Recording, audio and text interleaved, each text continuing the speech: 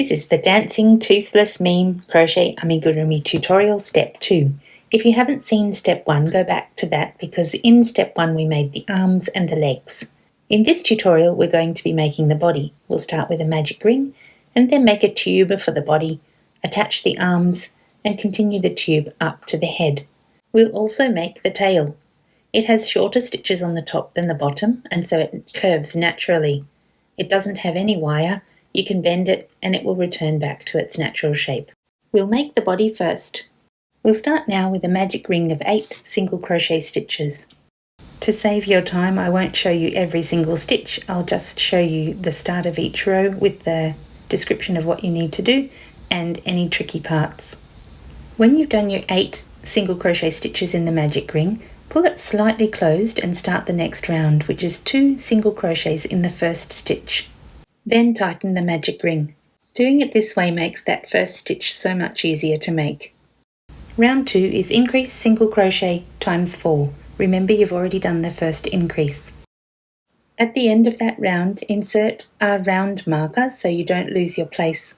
Don't forget to trap that anchoring point on the end of the yarn tail when you reach it. Round 3 is increase 2 single crochet times 4. Keep crocheting into the yarn tail anchoring loop until the loop is full of stitches. There's the last one for me there. That way your magic ring won't come undone. You can see that's securely crocheted in there now. Round 4 is increase single crochet times 8. There'll be 24 stitches at the end of the round. If you followed my pattern exactly, none of your increases should be falling in the top of an increase from the previous round. That's the base of the body finished now. Well done. From now we'll do a single crochet stitch in each space. From round 5 to 22 it's just a single crochet in each space. Once you get to round 22 it's time to attach the arms. First do 8 single crochet stitches and then we'll crochet in the arm. Make sure you have the arm pointing upwards. There are only 7 stitches in the top of the arm, so we're going to crochet through the first 2 stitches when it's folded in half and through the body and do a single crochet stitch in there.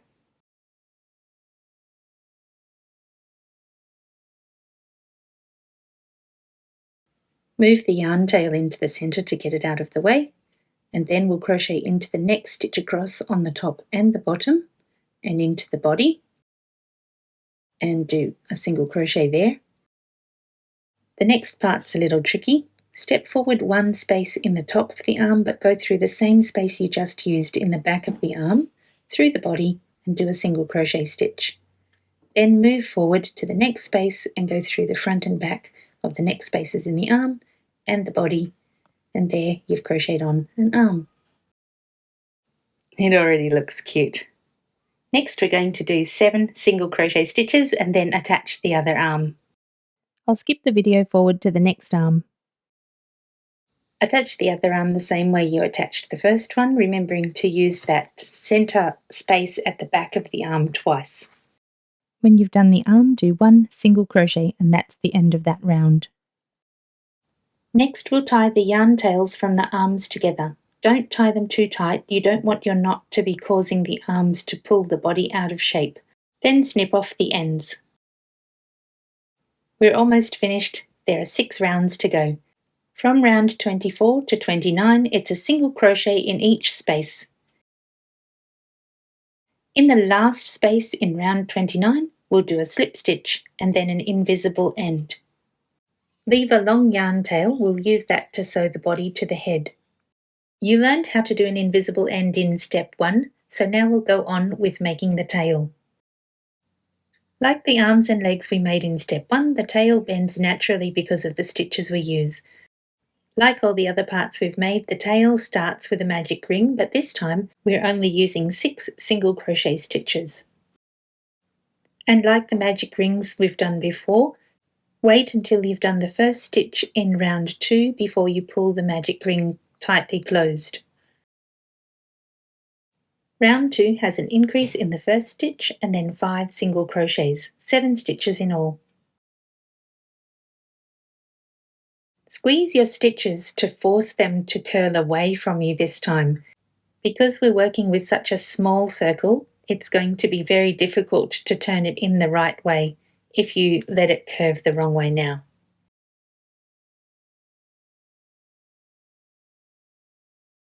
Insert a round marker so you can keep track of where you're up to, and in round 3 it's a single crochet in each space.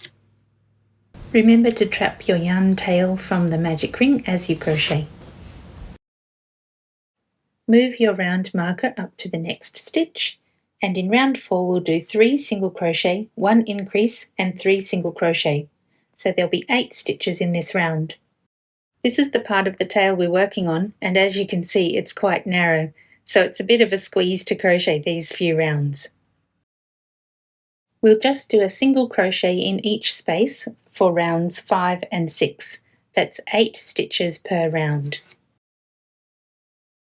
In round 7 we start with an increase, then there are 7 single crochet stitches, 9 stitches in all. I'm going to crochet through the anchor loop from the magic ring now so that it won't come undone.